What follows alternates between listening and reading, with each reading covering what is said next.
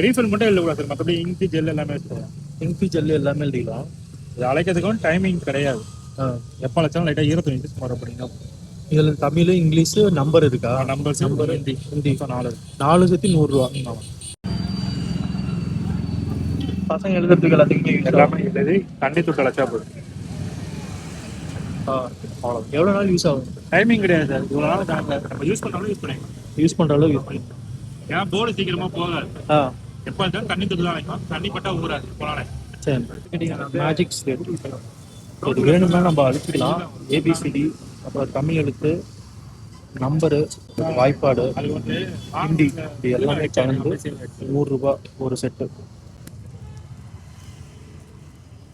ஸ்கெட்சில் எழுதுனா அழிஞ்சிரும். ஆனால் பேனால் எழுதுனா ரீஃபண்ட் மட்டும் இல்லை, ரெண்டு மட்டும் இல்லை. ஓகே.